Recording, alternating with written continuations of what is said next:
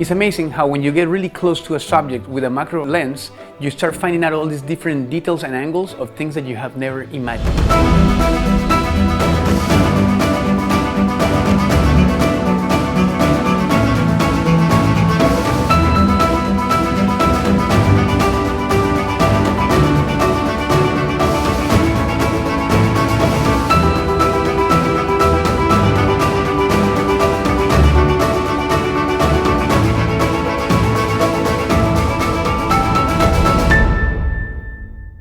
I want this tutorial to inspire people to go out there and get some beautiful pictures of the things that we usually don't see with our naked eye.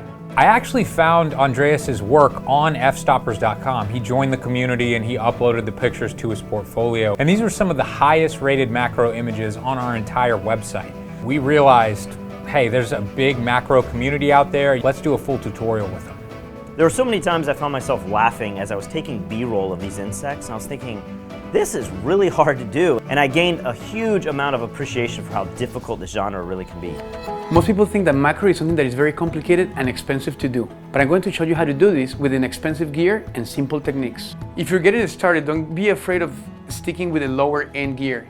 As you could see in my camera bag, I have used lenses all the way to brand new macro lenses, professional flash systems, and home built diffusers. Simple backgrounds all the way to very unusual props. Anything can help you in this process of discovering the wonderful world of macro photography. My love in macro photography is for insects, but I wanted for this tutorial to cover a wide variety of subjects.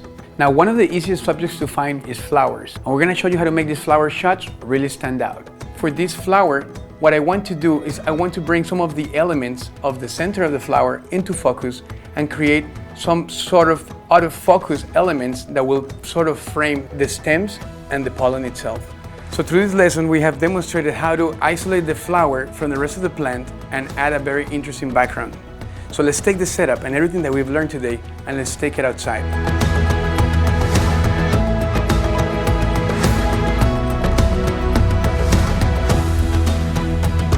Now obviously Andres is known for his insect photography and a lot of this tutorial covers that. But as you know, you could take macro photographs of almost anything, and it was really important to us that this tutorial was more complete and more than just about photographing insects. For this shot, we're going to introduce a very fun and artistic technique. We're going to use water droplets that will create refraction, and it will require for focus stacking for us to be able to get a full depth of field.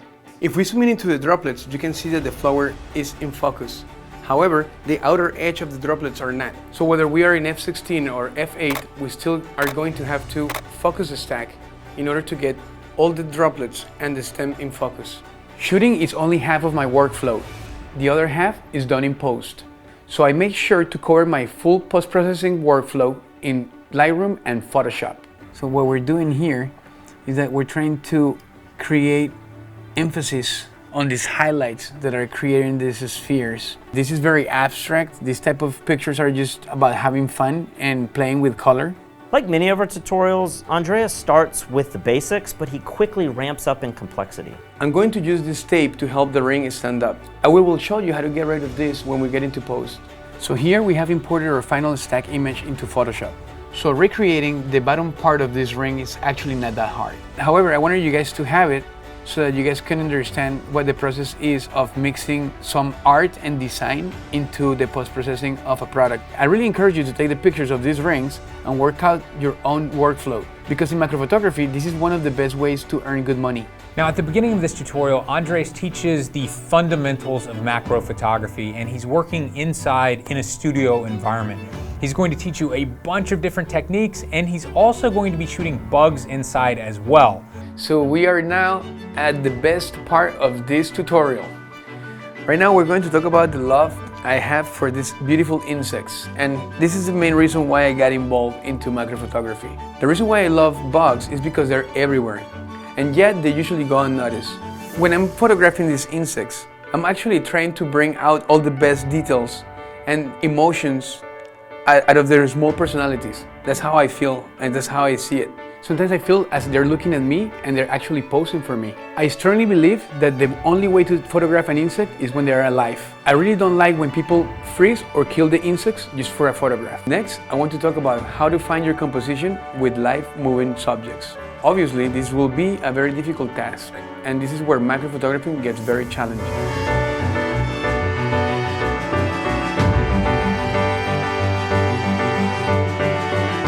So this lesson was just a short example of how to photograph insects in flight. This type of photography takes a lot of practice and patience. However, with practice and patience, you will be able to get some really wonderful results. Macro photography has inspired me to travel around the world, and for that reason we traveled to one of the most diverse ecosystems for insects, the Chilemate rainforest in Costa Rica.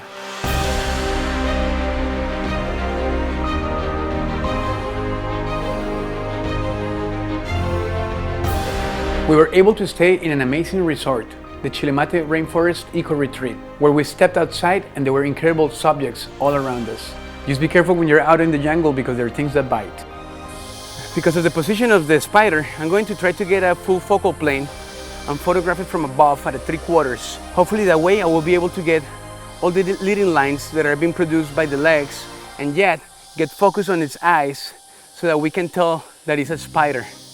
At the end of the day, the position of the spider wasn't quite pleasant. So there's actually a very easy way to recenter this leaf.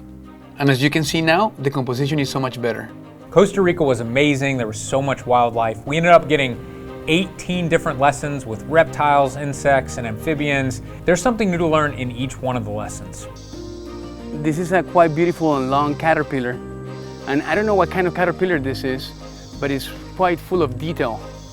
However, this is a good opportunity to teach you how to do a pano stack and shoot several photographs and stitch them all together to create one complete photograph. Now, there are different rules for shooting insects during the daytime and nighttime. While we were in Costa Rica, we did both. We've been walking through this path and we found these beautiful vines. And as we're looking around, we encountered this beautiful butterfly that is sleeping right now. The reason why you haven't seen me shooting butterflies or flying bugs during the daytime is because they're quite active. However, as every living animal, they do sleep.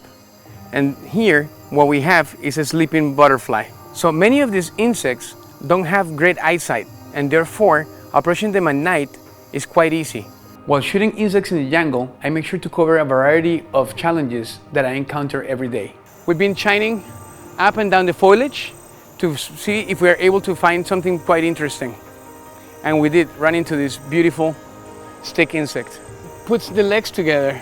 As you can see right now, this is a mechanism of defense.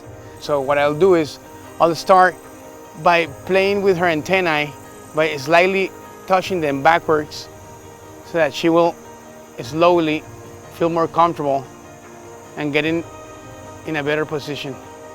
So I'm just gonna try to see if I can get her to spread her frontal legs very slowly, and that way I can get them away from the frontal plane of the face. As I work with more and more photographers, one thing that really distinguishes their work from others is the post-processing. And so I personally love to see how different photographers polish their work in Photoshop. For every file that I work on, you will be able to follow along. We provide a JPEG, RAW, or TIFF file for every one of the lessons. Because we were having some major challenges with the depth of field, the wind was blowing and the conditions were extremely difficult, I had to take hundreds of shots to be able to get something that was worth keeping. So this lesson is going to be a lot about taking some parts from one photo and merging them into another. Being creative and trying to select the right parts of these images and combine them into one solid photo. Sometimes a way to make a picture of an insect compelling is by giving it good symmetry. And because insects do not cooperate in the wild, I take the liberty to do this on Photoshop. One of the most valuable aspects of my macro photography has been the community around me, and I wanted to offer that as part of this tutorial. So we have created a Facebook group where you can share your pictures with the community. You can also get direct feedback from me and others. Now, just like all of our tutorials, this is a digital download. So the second you buy it, you can start downloading it and watching it right away. The great thing about shooting macro is that you don't have to go far. You can start shooting in your own backyard. Macro photography has inspired me and fueled my creativity. I hope this tutorial can do the same for you. Come and join me on shooting macro photography and let's discover an entirely new world.